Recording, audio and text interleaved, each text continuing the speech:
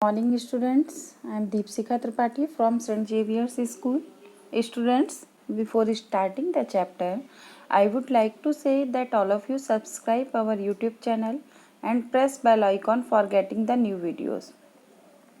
So students, today I will teach you Sanskrit literature. जिस प्रकार से हिंदी में Hindi literature, Hindi language, English में इंग्लिश लिटरेचर, इंग्लिश लैंग्वेज, उसी प्रकार से संस्कृत में भी संस्कृत लिटरेचर और संस्कृत लैंग्वेज। लिटरेचर का अर्थ होता है हमारा साहित्य और लैंग्वेज का अर्थ होता है भाषा। ठीक है, तो आज हम आपको संस्कृत लिटरेचर के अंतर्गत चैप्टर 9 पर्यावरणम अर्थात पर्यावरण आपको पढ़ाने जा रहे हैं। तो बच्चों, सबसे पहले हम यह जान लें कि पर्यावरण कहते किसको हैं। हम आपको ये बता दें कि हमारी जो जितनी भी चीज़ें संपूर्ण विश्व में बनी हुई हैं ये 5 तत्वों से मिलकर बनी हुई हैं। ठीक है, वही 5 तत्व जब समान अवस्था में मिलते हैं तो पर्यावरण का निर्माण करते हैं। अब 5 तत्व कौन कौन से हो गए? 5 तत्व हो गए भूमि, जल, वायु, नभ और अंतरिक्ष। ये 5 तत्व हैं जिनसे मिलकर के संपूर्ण पृथ्वी बनी हुई है। हमारा शरीर भी इन्हीं 5 तत्वों से मिलकर के बना हुआ है। तो अब हम आपको अपने श्लोकों के माध्यम से आपको यह बताएंगे कि जो है उसका कहना पर्यावरण कहते किसको है। तो आप लोगों को पर्यावरण समझ में आ गया।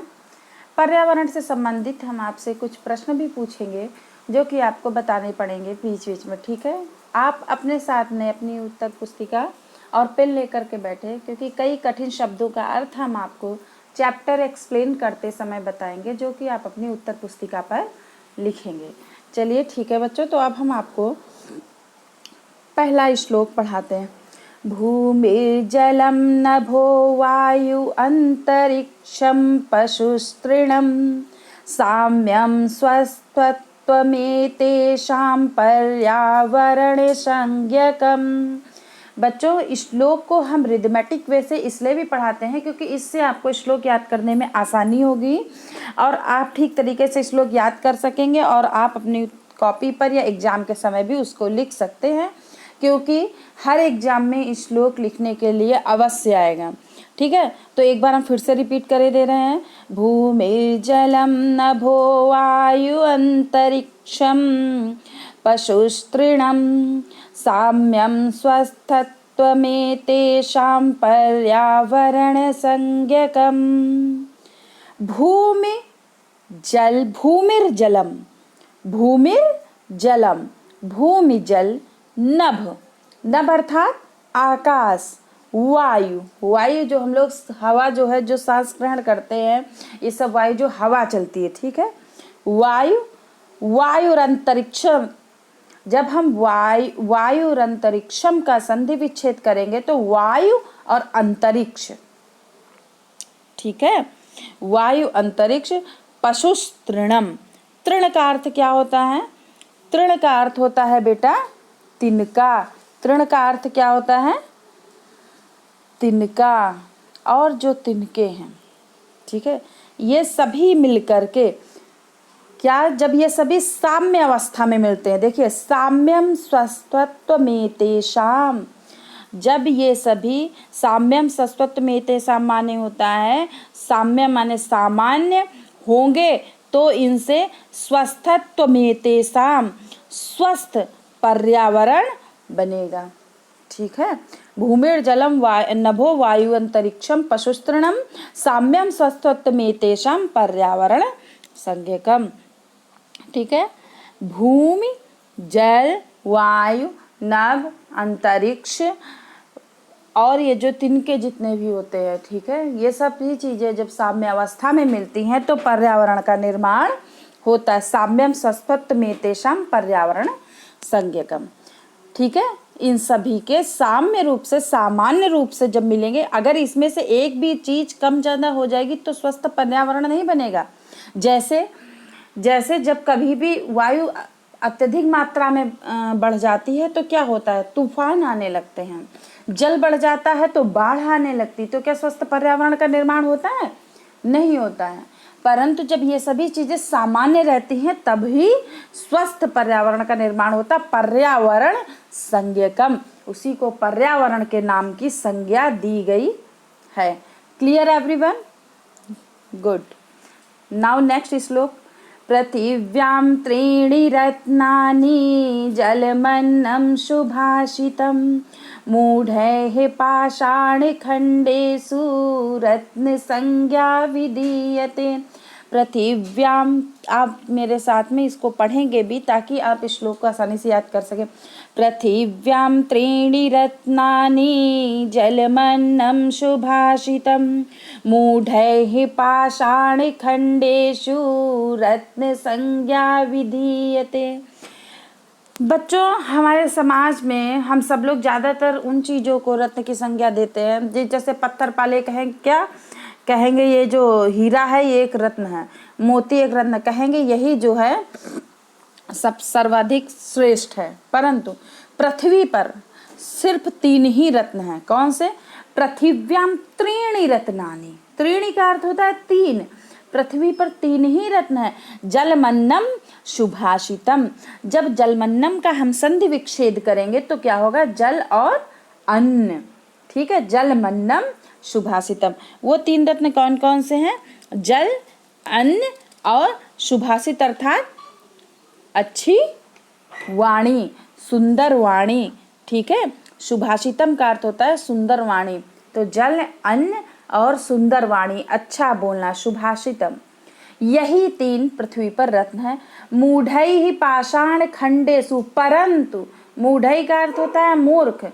जो मूर्ख लोग होते हैं वो पाषाण खंडेषु, पत्थर के टुकड़ों को रत्न संज्ञा विधीयते, पत्थर के टुकड़ों को उन्होंने जो है रत्न की संज्ञा दी। वो उनको जो पत्थर के टुकड़े उन्हीं को रत्न समझते हैं।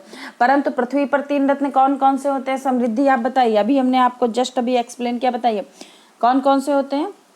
जल, अन्न और सुभाषितम अर्थात सुंदर वाणी, यही पृथ्वी के 3 रत्न हैं। I repeat again. पृथिव्यां त्रीणि रत्नानि जलमन्नं सुभाषितं मूढैः पाषाणखण्डेषु रत्नसंज्ञा विधीयते। पृथ्वी पर जो है 3 ही रत्न हैं। कौन कौन से? जल, अन्न और सुभाषित अर्थात सुंदर वाणी। मूढैः पाषाण खंडेषु, परंतु जो मूर्ख लोग हैं वो पाषाण खंडेषु, पत्थर के टुकड़ों को रत्न की संज्ञा देते हैं। Clear everyone? गुड। नेक्स्ट श्लोक। 10 कूप समावापि 10 वापि समोरिदः 10 कूप समावापि 10 वापि समोरिदः 10 हृदः समः पुत्रो 10 पुत्र समो द्रुमः। ठीक है बच्चों, तो 10 कूप समावापी। कूप का अर्थ जानते हैं क्या होता है? कूप का अर्थ, कूप का अर्थ होता है, आप बताइए अनिरुद्ध, कूप का अर्थ? ठीक है, चलिए हम बताते हैं। कूप का अर्थ होता है कुआं। 10 कूप समावापी, 10 कुओं के समान। ठीक है, क्या होता है?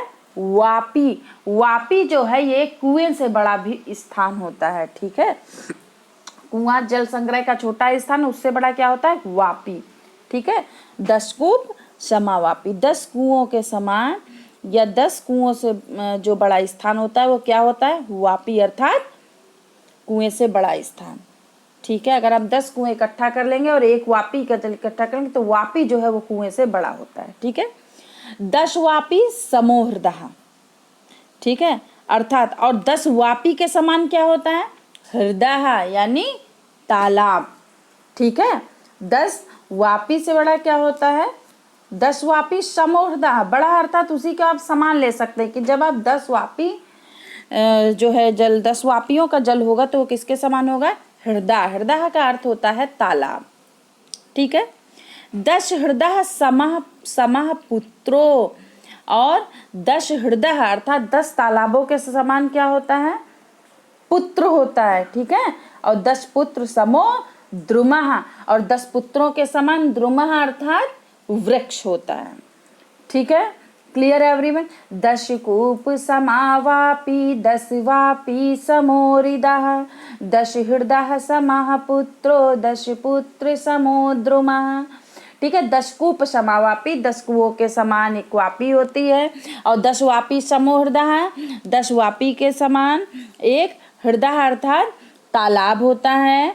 10 हृदय समाह पुत्र, 10 हृदय अर्थात तालाब के समान पुत्र होता है, और 10 पुत्र समो द्रुमः, और 10 पुत्र के समान जो है क्या होता है, वृक्ष होता है।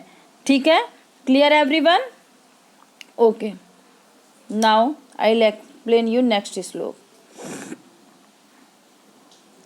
छायामन्यस्य कुर्वन्ति तिष्ठन्ति स्वयमातपे छायामन्यस्य कुर्वन्ति तिष्ठन्ति स्वयमातपे फलान्यापि परार्थाय वृक्षा सत्पुरुषा इव।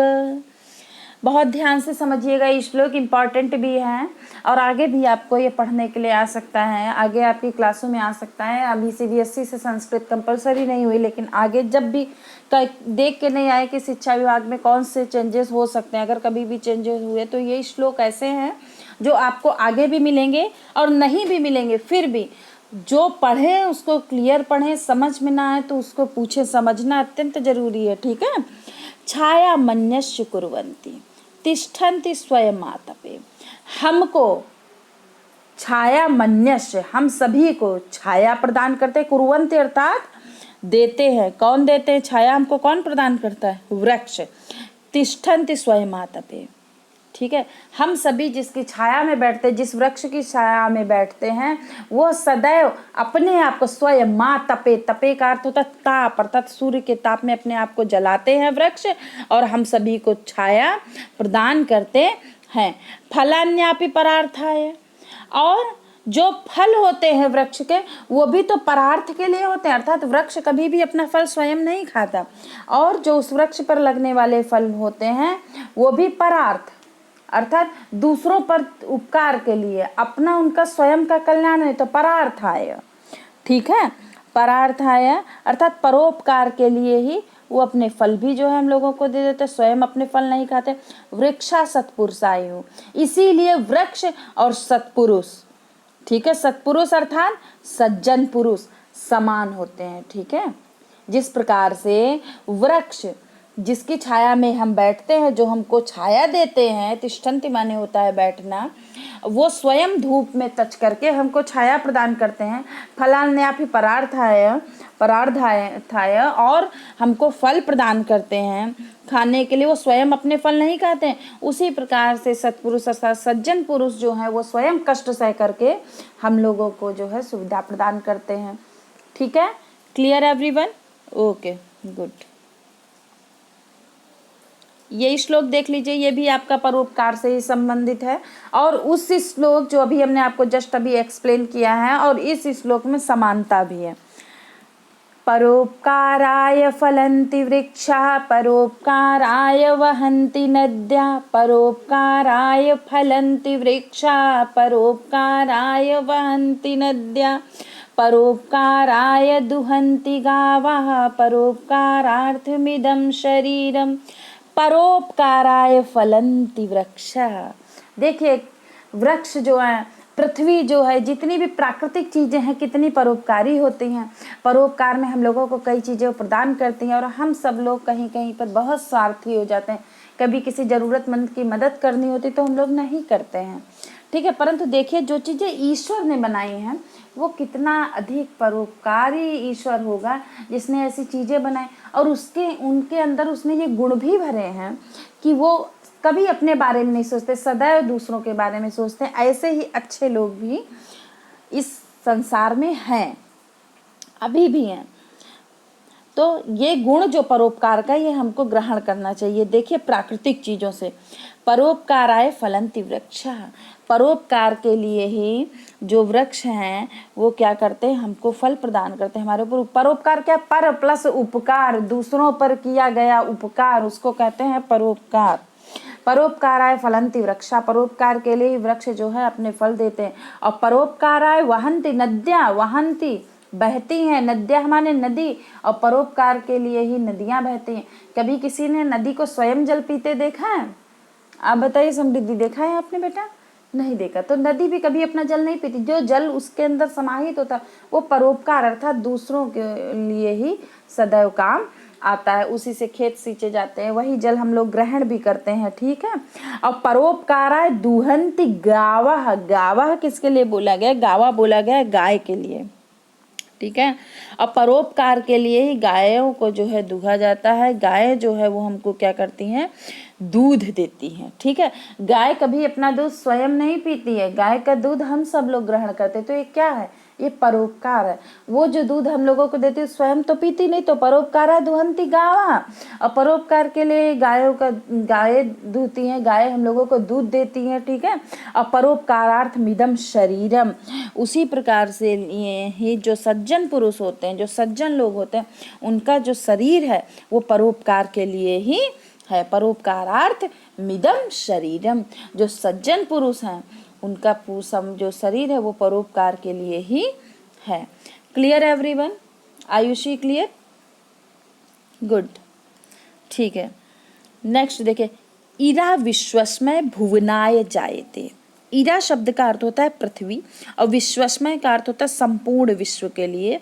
जायते माने होता है उत्पन्न, ठीक है। इरा विश्वस्मय भुवनाय जायते, पृथ्वी जो है वो, जो पृथ्वी जो है वो संपूर्ण विश्व के लिए उत्पन्न करती है, ठीक है। क्या चीज़ें उत्पन्न? भाई पृथ्वी से हम लोग कई चीज़ें प्राप्त करते हैं। जल भी हमें पृथ्वी से ही, हालांकि बादल पृथ्वी पर जल देते हैं, परंतु हम लोग जो जल प्राप्त करते हैं वो हमको पृथ्वी से ही प्राप्त होता है, ठीक है। और ये सब पृथ्वी से ही प्राप्त होता है। यत पर्जन्या पृथ्वी रेत शावती ही, यत पर्जन्य माने होता है जिसे बादल, ठीक है, जिसे बादल अर्थात पृथ्वी को जल से आच्छादित या सींचता है, ठीक है। इरा विश्वस्मय भुवनाय जायते हैं, इरा का अर्थ होता है पृथ्वी, विश्वस्मय का अर्थ होता है संपूर्ण विश्व के लिए, जायते माने उत्पन्न हुई, अर्थात संपूर्ण विश्व के लिए जो है पृथ्वी उत्पन्न हुई है, ठीक है। और हम सभी को हमारे जो संसार है, संसार के लिए पृथ्वी है, और पृथ्वी को आच्छादित कौन करता है? यत पर्जन्या पृथ्वी रेत सावती ही, और यत पर्जन्या अर्थात जिसे बादल, जिसे बादल अर्थात पृथ्वी को बादल क्या करते हैं? पृथ्वी रेत सावती, पृथ्वी को बादल जो है जल से आच्छादित करते हैं या सींचते हैं। भाई पृथ्वी को जब बादल से जल आता है तभी तो पृथ्वी सींचती है, और जब पृथ्वी सींचती है तो पृथ्वी से क्या प्राप्त होता है? हम लोगों को रत्न प्राप्त होते हैं। कौन से रत्न प्राप्त होते हैं? इससे पहले हमने आपको बताया था, बताइए क्या? जल और अन्न। जब बादल आच्छादित करते हैं इस पृथ्वी को, सींचते हैं, तो ये पृथ्वी जो है वो हम लोगों को अन्न जल प्रदान करती है। तो बच्चों आप लोगों को यह पाठ समझ में आ गया होगा। फिर भी अगर कोई शब्द कहीं पर भी आपको कोई डाउट हो तो आप हमसे पूछ सकते हैं, हम आपकी वो प्रॉब्लम अवश्य सॉल्व करेंगे। तो अब हमने आपको अभी तक चैप्टर पढ़ाया था, अब हम इससे संबंधित आपसे कुछ क्वेश्चन पूछेंगे। अगर आपने ध्यान से पढ़ा होगा तो आप उसको जरूर बताएंगे। चलिए बताइए। त्रीणि रत्नानि, तीन रत्न कौन कौन से हैं? आर्यन बेटा आप बताइए, किसके पास तीन रत्न है? वो पृथिव्याम त्रीणि रत्नानि, ठीक है। पृथ्वी के पास जो है, पृथ्वी पर जो है केवल तीन ही रत्न हैं।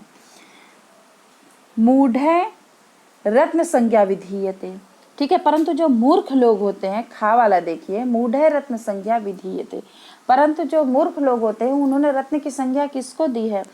आप बताइए वैशाली। हाँ, जो मूर्ख लोग होते हैं उन्होंने रत्न की संज्ञा दी है किसको? पाषाण खंडेशु, पत्थरों के टुकड़ों को वो जो है रत्न समझते हैं। परंतु पृथ्वी पर सिर्फ तीन ही रत्न हैं, जल, अन्न और सुभाषितम माने सुंदर वाणी। वृक्षा इव, वृक्ष के समान कौन है? बताइए, वृक्ष के समान कौन है? वृक्ष के 10 पुत्रों समावापी, ये वाला श्लोक हमने आपको बताया था। तो इस श्लोक के माध्यम से वृक्ष जो है वो किसके समान है? इसके बाद में जो श्लोक बताया था, वृक्षा इव, उन्हीं वृक्षों के समान, जैसे वृक्ष हमको जो है जल देते हैं, इसी प्रकार वृक्ष से फल प्राप्त करते हैं, वृक्ष से औषधियाँ प्राप्त करते हैं।